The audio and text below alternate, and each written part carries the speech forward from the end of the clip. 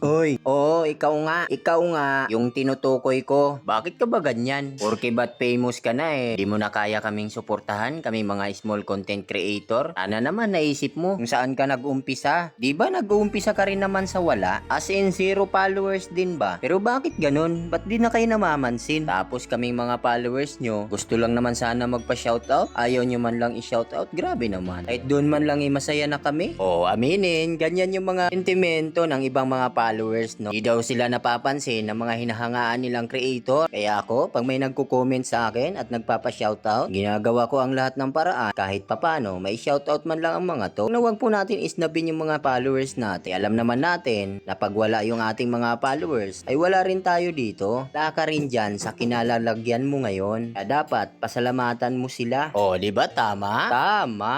Kaya sa aking mga solid followers, maraming salamat sa inyo mga idolo.